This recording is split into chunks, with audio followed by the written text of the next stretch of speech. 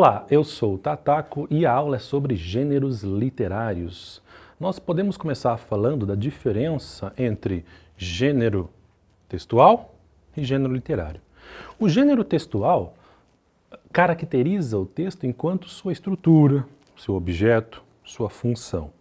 Já o gênero literário nos dá a noção das características do texto que o transformam aí numa obra de arte. As primeiras considerações a respeito de gênero literário remontam à Grécia Antiga, quando Platão cunhou um termo conhecido como mimesis. Para Platão, havia dois tipos de mimesis.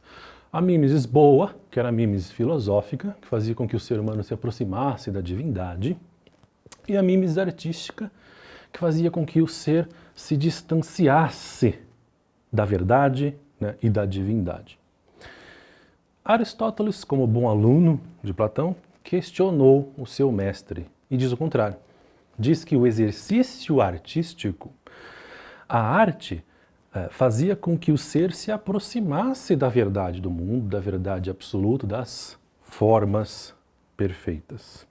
Então, o exercício artístico era um exercício de transcendência, segundo Aristóteles. Não só isso, ele elegeu um tipo de arte para ser o mais importante de todos, a poesia. Justamente pelo caráter transformador que esse tipo de arte possui. Segundo Aristóteles, a poesia era mais importante, por exemplo, do que a história. Enquanto a história nos dá o fato que aconteceu, a poesia nos dá o fato que poderia ter acontecido. Enquanto a história coloca o que fomos, a poesia coloca aquilo que poderíamos ter sido e aquilo que poderemos ser. Então a poesia teria esse caráter transformador e educador. No seu livro, A Poética, Aristóteles define a poesia em basicamente 3 gêneros. O gênero lírico, o gênero dramático e o gênero épico. Elegendo um desses gêneros como o mais importante de todos, que é o gênero dramático. Precisamente a tragédia, que é o texto encenado, que é o texto teatral. Para Aristóteles, o texto encenado era mais importante do que as outras formas de poesia, porque era um texto que colocava o espectador em contato íntimo com a obra de arte. Pois enquanto a peça acontece, o espectador vê simultaneamente a obra de arte acontecendo. Diferente de nós, quando vemos um quadro, lemos um poema, vemos uma escultura, aquela obra já está pronta, já está feita. Na tragédia, no texto dramático, não. Ela acontece no momento da vida do espectador. E justamente por conta dessa simultaneidade com o acontecimento da obra de arte, esse caráter transformador e educador teria uma condição mais intensa, mais efetiva. Porque o espectador está vivendo a obra de arte. O maior exemplo de tragédia, segundo Aristóteles, é a história de Édipo Rei. Édipo Rei, que para a história seria apenas o rei de Tebas, que para a poesia representaria aí toda a impossibilidade de fugirmos do nosso destino, que é uma coisa comum a todos nós. Na história de Édipo, há um momento em que Aristóteles nomeia como catarsis.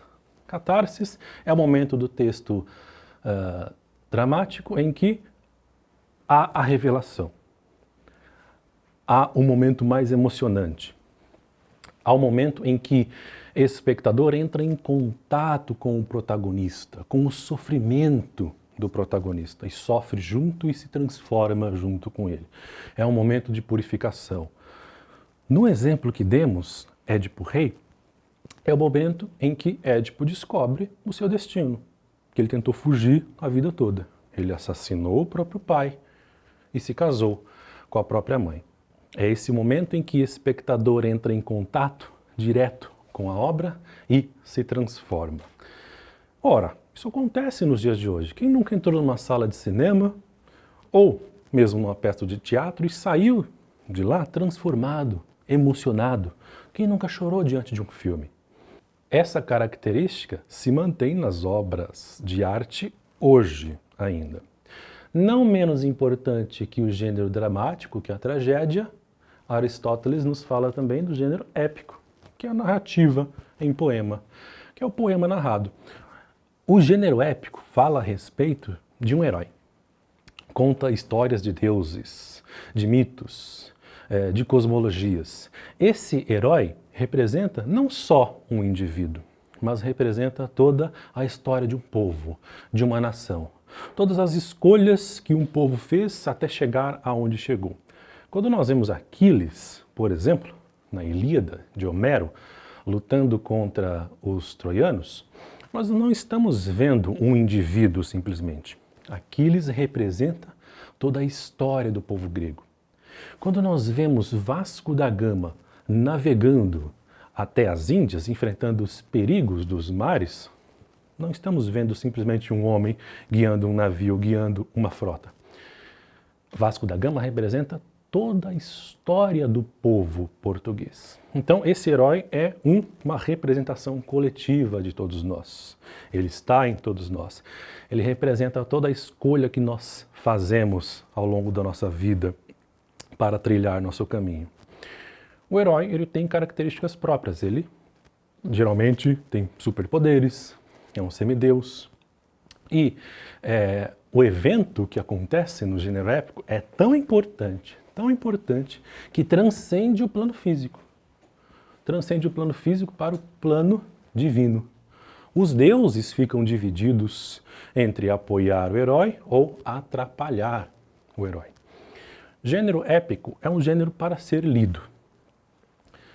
Possui uma estrutura fixa, que é a proposição, a invocação. O poeta invoca, a inspiração das musas, o argumento, que é a justificação do porquê aquele texto tem que ser escrito, bem como a narração de fato, que conta as peripécias do herói ali dentro da história, e o epílogo, que é no final e encaminhamento da narração.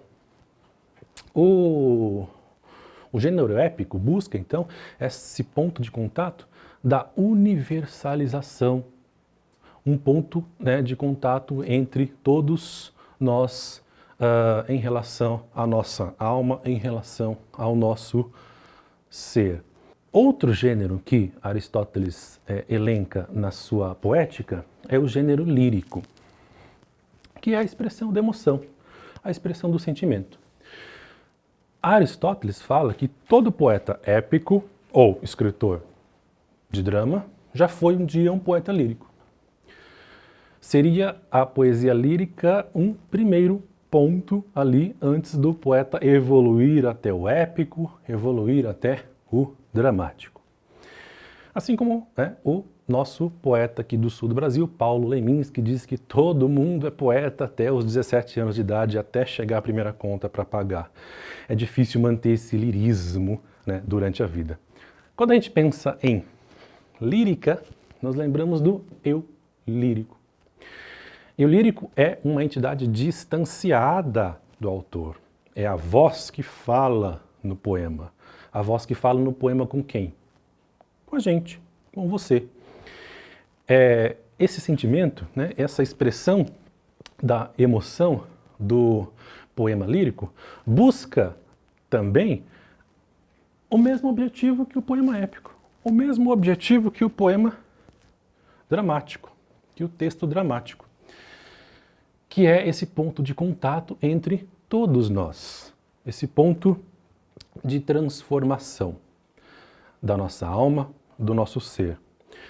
Aristóteles disse que havia 9 nomes importantes da lírica grega. E um deles era uma mulher. A maior representante da lírica grega, segundo Aristóteles, era Safo de Lesbos. Safo de Lesbos, que inclusive foi exilada também por conta dos temas que tratava em seus poemas, a respeito de homoafetividade, a respeito de sensualidade e etc. Nós vemos aí na história da poesia uma evolução ao longo do tempo na forma de se contar histórias. Assim como a poesia lírica ela evolui, da ode, que é uma poesia de homenagem, da elegia, que é uma poesia mais sentimental, para o soneto, lá na Idade Média, que vai chegar até os dias de hoje. O gênero épico também evolui para o que a gente chama de romance, né? Que é o gênero narrativo que nós conhecemos hoje. A forma de se contar a história hoje modificou-se a partir aí do gênero épico para a prosa, né? Que diferencia aí entre prosa e poesia. Mas a lírica, né, o drama ainda permanecem da mesma maneira.